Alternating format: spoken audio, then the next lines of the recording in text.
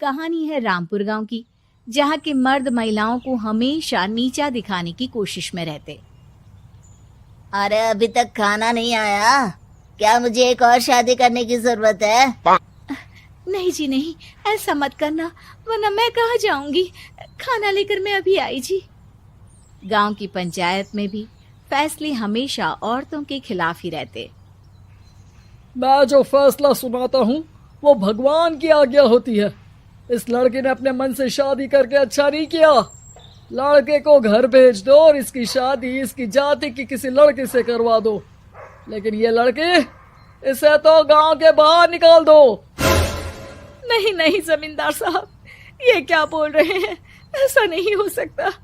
मेरी बेटी मासूम है, इसे अच्छे बुरे की समझ नहीं है। अरे कहाँ जाएगी ये बेचारी? कहाँ जाएगी? इतनी चिंता है तो पूरे परिवार का गांव निकाला कर देते हैं। बेचारे पूरे बसे बसाए परिवार को गांव छोड़ना पड़ता है। चाहे जो हो, अगर बेटियों को कंट्रोल नहीं कर सकते तो गांव में रहने का कोई मतलब नहीं है। यहाँ औरतों को दब कर रहना होगा। कोई भी अपने हिसाब से कुछ नहीं कर सकता, सब ईश्वर की मर्जी से ही होगा। तभी गांव का एक आदमी दौड़ा दौड़ा आता है। सरपंच साहब, जमींदार साहब, वो कालिया है ना, उसकी बेटी पढ़ने के लिए शहर जा रही है। अच्छा, ये कब हो गया? और कालिया की हिम्मत कैसे हो गई ऐसा करने की?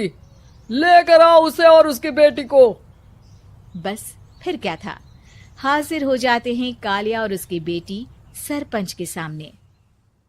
अरे कालिया, ये क्या सुनने में आ रहा है? बेटी को इंजीनियर बना रहा है तू? और ये बता, गांव में तो स्कूल नहीं है, फिर कहां से इतनी क्लास पास कर गई तेरी बेटी? राधा, जो कि कालिया की बेटी है, उसे लगता है कि सरपंच उसकी तारीफ कर रहे हैं। सरपंच जी, मैंने ऑनलाइन पढ़ाई की है, डिस्टेंस लर्निंग से। सभी में मैंने अच्छे नंबर पाए हैं, जिसे देखते हुए शहर की इंजीनियरिंग कॉलेज में मुझे स्कॉलरशिप मिली है।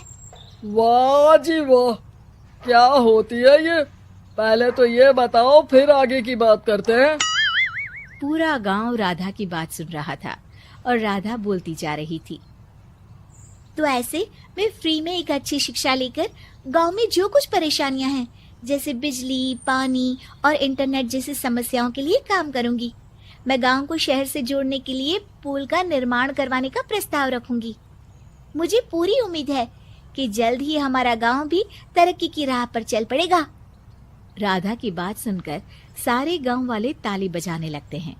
सरपंच को समझ नहीं आता कि वो क्या करे। चुप रह नादान लड़की, गांव के खिलाफ जाने के लिए तुझे गांव से बेदखल कर दिया जाएगा, वो भी पूरे परिवार के साथ। और हाँ, अगर ठीक से गांव में रहना चाहती है तो ये पढ़ाई लिखाई छोड़ दे। हम तेरे लिए गांव का कोई होनहार लड़का देखेंगे। तभी गांव का एक आदमी बोल पड़ता है। अरे नहीं नहीं सरपंच जी, राधा बिटिया जो बता रही है, अगर वैसा हो जाए तो हम लोगों को पैसा कमाने के लिए बाहर नहीं जाना पड़ेगा।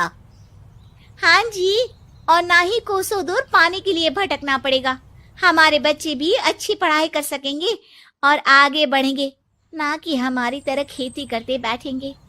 क्यों गांव वालों, राधा बिटिया का साथ देना चाहिए ना। सरपंच देखता है कि गांव राधा के साथ है तो वो चुप हो जाता है। वो घर आकर अपने सलाहकार से बात करता है, जो बहुत ही चालाक किस्म का इंसान होता है। अरे सरपंच साहब, आपको बहुत ही होशियारी से काम लेना पड़ेगा। एक बार गांव तरक्की कर गया, यहाँ के बालक पढ़ लिए तो कोई ना पूछेगा आपको। और फिर ये जो बेटा और बेटी है ना आपके, इनको भी आम लोगों की तरह ही जीवन जीना होगा। हाँ, लेकिन करे तो क्या करे? वो ना आप मुझ पर छोड़ दीजिए, बस मैं जैसा बोलूं करते जाइए।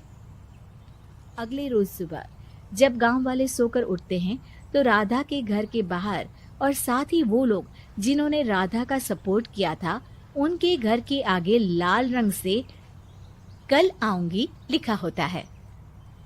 कल आऊंगी, यह क्या होता है? अरे यह तो खून से लिखा है, लगता है कोई भूत प्रेत या चुड़ैल का साया है। चलो सरपंच जी के पास चलते हैं। सभी सरपंच के पास जाकर उसे सारी बात बताते हैं। और ये तो बड़ी मुश्किल की बात है।